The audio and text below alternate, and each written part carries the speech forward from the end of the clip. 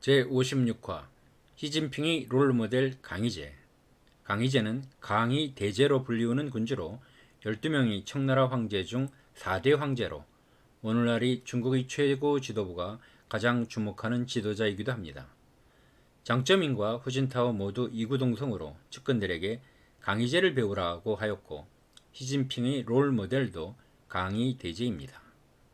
전 총리인 주롱지는 강희제의 통치 철학과 수신제가의 지혜가 중국사의 황금 시대를 열었다고 극찬했고, 중국 최고위급 관리들 사이에는 신중국 건설을 위하여 강희제를 배우자는 붐이 일기도 하였습니다. 중국에서 진시 황제로부터 청나라의 마지막 황제인 부의에 이르기까지 역대 220여 명의 황제 중에서 가장 오랜 기간인 61년간 제위에 있었으며 가장 큰 업적을 남겼습니다. 강건 성세로 불리는 강희, 옹정, 걸룡의 3대 133년간의 유례없는 전성기는 로마의 최고 전성기인 오현제보다 더 길고 강력하였습니다. 이 기간 강희제의 청나라는 프랑스의 루이 14세의 프랑스보다 국가의 경제력이 더 앞섰고, 판도면에서는 표트르 대제가 이끈 러시아에 버금가는 나라였습니다. 시진핑은 강건 성세를 뛰어넘어 팍스 로마, 팍스 브리타니카, 팍스 아메리카를 이은 네 번째의 팍스 시니카에 대한 야심을 가지고 강희제를 배우고 있다고 합니다. 강희제의 통치기는 조선의 현종, 숙종, 경종의 치세와 일치합니다. 조선왕조실록에도 당연히 강희제에 관한 내용들이 등장합니다. 1671년 현종실록의 기록입니다. 강희제는 새해 인사 후 조선의 사신들을 자금성으로 따로 불러들였다. 먼저 사신들을 가까이 앉게 한 뒤 나이와 국왕과의 촌수, 여행길의 일정, 부사 정익의 이름자를 물어본 다음에 말했다. 너희 나라 백성이 빈궁하여 살아갈 길이 없어서 다 굶어 죽게 되었는데, 이것은 군주가 약하고 신하가 강한 소치이다. 돌아가서 이 말을 국왕에게 전하라. 그러자 사신으로 간 복선군 이남이 대답하였습니다. 어찌 신하가 강하여 백성이 굶주리게 되었겠습니까? 홍수와 가뭄이 연이어 일어나는 흉년을 당하였습니다. 국가의 재정이 바닥나서 임금과 신하가 절약하면서 죽어가는 백성들을 구제하고 있습니다. 이러한 상황에서도 4대 이해를 폐기하지 않고 황제에게 바치는 예물을 장만하였는데 어찌 신하가 강하여 백성들이 빈궁한 일이 있겠습니까? 이 말을 듣고 강희제는 청나라 씨랑 중 한 명에게 저 사람은 국왕이 가까운 친척이므로 저리 말한 것이다 라고 말하였다. 나중에 역관 이일선이 청나라 씨랑의 말을 전하며 사신이 황제의 물음에 대답한 말이 매우 좋았다고 하더이다. 또 가로되 오늘 사신을 대하면서 우리나라 백성의 일까지 염려하였고, 또 돌아가 국왕에게 고하라고 명하신 것은 다 국왕을 친근히 여기고 사신을 우대하는 뜻에서 나온 것인데, 사신도 이것이 특별한 은총인 줄 아느냐고 하더이다. 이때는 조선 역사에서 처음으로 팔도 모두에서 흉년이 들어 임진난 시절보다 더 참혹했다는 경신대기근 기간 동안이었고, 복선군 이남은 인조의 손자이자 현종의 사촌 형제였습니다. 당시 조선의 정서에서는 형조판서 서필원이 청나라 쌀을 수입하자고 현종에게 건의했으나 국가의 위신과 청나라의 침략 가능성 등을 고려하여 부정적이었던 시기였다고 합니다. 강희제는 셋째 아들로 2살 때 천연두에 걸려 죽을 뻔하였습니다. 유모 손씨가 사가에서 지극정성으로 돌보아 목숨을 건질 수 있었습니다. 아버지 순치제는 생모인 동가씨를 총애하지 않았습니다. 순치제의 어머니 효장문황후가 정략적인 목적으로 혼인시킨 것이기 때문이어서 동가씨와 어린 강희제 모두에게 관심이 없었습니다. 어린 시절 부모님의 사랑을 받지 못했으나 할머니 효장문황후는 강희제를 가엾게 여기고 친히 교육에 열중하였습니다. 아버지 순치제는 장남이 일찍 죽고 둘째를 후계자로 염두에 두고 있었습니다.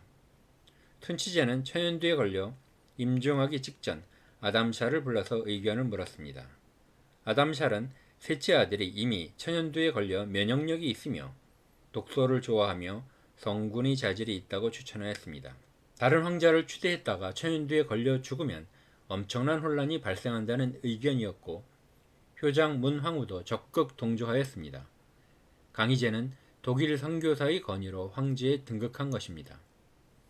효장 문황후는 친모가 이미 죽었고 황제가 어리므로 황태후인 자신이 섭정을 맡아도 문제가 되지 않았으나 고명 대신 4명이 국정을 보좌하는 방법을 선택하였습니다.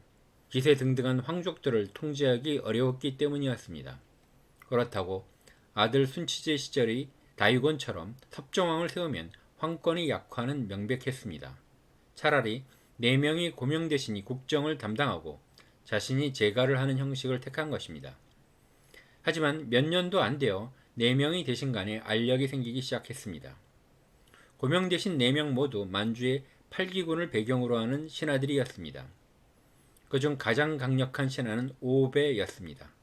청태종이 조선을 침략할 때 선봉장이었으며 명나라 장수 모문용을 격파하였고 청나라의 중원 진출의 결정적인 싸움인 송금대전에서 혁혁한 전공을 세웠습니다. 청태종은 그를 만주 제1의 용사라고 칭찬하였습니다. 청태종이 죽고 다이곤이 실세일 때 유일하게 저항할 수 있는 장수였으며 순치제 시절 이자성의 대순 정권, 장원충의 대서 정권의 공격 과정에서 가장 큰 공을 세운 공신이었습니다. 오배의 관점에서는 다른 3명의 고명 대신 중 상리는 늙은이였고 소극 살합은 다이곤의 일파였다가 배신한 자였으므로 언젠가는 숙청 대상이었고 알필용은 자신의 하수인에 불과하였습니다. 상리가 죽고 아나무인인 오배가 소극 살합을 능지처참으로 제거하자 강희제는 두려움을 느끼며 오배에게 공신의 자규를 수여하여야만 하는 신세였습니다. 고민하는 강희제에게 여장부인 작은 고모가 찾아왔습니다. 황상, 오배 때문에 고민하고 있는 것 아닌가요? 고모 말을 듣고 걱정하지 말아요. 그를 죽이면 되죠, 고모. 말을 쉽게 할 수 있지만 그를 잡으려다 오히려 반란이 일어날까 두려워요. 그놈을 죽이는데 무슨 소란이 필요하나요? 밖에 오배를 죽이는 칼이 있지 않나요? 처음 강희제는 무슨 뜻인지 몰라 어리둥절하였습니다. 마침 밖에는 어린 환관들이 2사람이 한 팀을 이루어 2팀이 원 안에서 서로 밀어내는 승부를 겨루는 전통 부위인 포고라는 시합을 하고 있었습니다. 강희제는 어느 날 오배에게 바둑이나 한판 두자고 불렀습니다. 오배가 오기 전 강희제는 어린 환관들과 포고를 즐기면서 말했습니다. 오늘 너희들과 재미난 놀이를 하겠다. 조금 후에 오배 영감이 오면 내 구령소리에 맞춰 그를 꼼짝 못하게 포박해라. 놀이가 끝나면 너희들에게 후한 상을 내리겠다. 오배가 오자 어린 환관들은 단순한 놀이로 생각하고 달려들어 오배를 밧줄로 꽁꽁 묶었습니다. 오배는 환관들을 꾸짖으며 빨리 밧줄을 풀라고 명령하였습니다. 강희제는 정색을 하고 말했습니다. 오배 이놈, 죽을 때가 된 줄을 아직도 모르느냐? 이때부터 강희제의 친정이 시작되었습니다. 청나라 역사책인 실록에는 이런 기록이 있다고 합니다. 짐이 친정을 시작한 이래 명나라에서 투항한 장수들인 3명의 한족 번왕들을 정리하는 일, 황하의 물길을 바로잡는 일, 그리고 운하를 통한 소송로를 확보하는 일을 국정의 3가지 중대한 과제로 삼았다.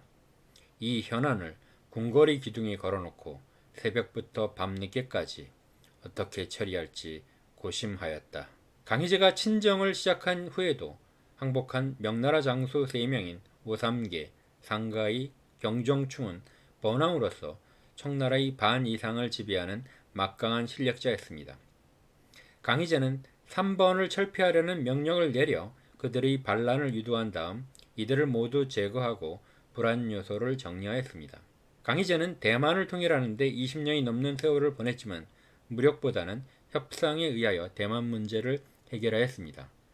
이는 강희제가 시간이 걸리더라도 국면을 유리하게 전환하고 노련하게 분위기를 만들어가는 뛰어난 전략가로서의 장점을 가지고 있기 때문에 가능했다고 평가되고 있습니다. 강희제는 러시아와 1689년 네르친스크 조약을 맺어 흑룡강과 우수리강을 경계로 하는 협상을 마무리하였습니다. 천하가 모두 중국 황제의 영토라는 중화사상에서 벗어나 청제국이 타국과 맺은 첫 번째 상호평등조약이라는 중대한 의미가 있는 조약이라고 합니다. 이 조약을 체결하기 전에 러시아와의 전투 과정에서 조선 효종 5년과 9년에 조총을 사용하는 총수병 파견을 요청하였습니다. 당시 효종은 비밀리에 북벌을 준비하고 있었지만 청나라 강희제의 강요로 1차 때는 총수병 100명, 2차 때는 200명의 총수병을 파병하였고 이들은 혁혁한 전공을 세웠습니다. 강희제는 명나라 때 토목보의 변으로 명나라 황제 영종을 포로로 잡았던 에센족의 후손인 가리단을 토벌하여 광활한 외몽골 지역도 청나라 영토로 편입시켰습니다. 현재 중국의 영토가 전 세계에서 4위를 차지한 것은 한족이 아닌 만주족인 강희제의 공로라고 합니다. 그런 이유에서도 현재 한족들은 강희제를 천고일제라고 떠받들고 있습니다. 강희제는 다문화 가정 출신이라고 합니다. 아버지 순치제는 만주족, 할머니 효장 문황후는 몽골족, 어머니는 만주족 출신으로 알려졌지만 외가가 한족 양황기 출신이므로 외가를 한족 출신으로 보기도 합니다. 만주족의 용감하고 굳센 기상, 몽골족의 원대한 도량, 한족의 인의 사상과 책략 등을 겸비한 인물이며 아담샬 등 서양 선교사들을 통해서는 서구 문명을 이해하고 받아들이는 자세를 취하였습니다. 강희제는 40세에 말라리아를 앓다가 프랑스 출신의 예수의 선교사 퐁타네가 진상한 키니네를 복용하고 병이 나았습니다. 이후 도성에 제약 공장을 만들고 궁궐에 실험실을 만들어 수시로 참관하는 자세를 취하였습니다. 강희제는 황후 4명과 후궁 58명을 거느렸고 아들 35명, 딸 20명을 두었습니다. 강희제가 가장 사랑했던 부인은 할머니 효장 문황후가 정략적으로 선택한 권신 5배를 견제하던 보종 대신 생리의 손녀였습니다. 동갑이었고 매우 좋은 사이였습니다. 하지만 그녀가 낳은 첫째 아들은 요절하였고 차남인 윤잉을 낳다가 난산으로 21세의 이른 나이에 사망하였습니다. 그녀가 사망하자 강희제는 윤잉이 2살에 불과할 때 황태자로 책봉하였고 무려 40년간 후계자로 존재하였으나 결국 모반을 이위로 폐위되는 비극의 주인공이 되었습니다. 말년의 강희제는 여러 아들들이 피튀기는 후계 경쟁을 근심 어린 시선으로 지켜보아야 했습니다. 위대한 황제 강희제도 수신, 치국, 평천하는 하였으나 제가에는 문제가 있다는 평가를 받았습니다. 강희제는 윤잉을 폐위한 이후 황제권 약화를 우려하여 황태자 책봉을 미루다가 임종 직전에야 넷째 아들 윤진에게 황위를 계승하게 하였습니다. 그 넷째 아들 윤진이 바로 5대 황제 옹정제입니다.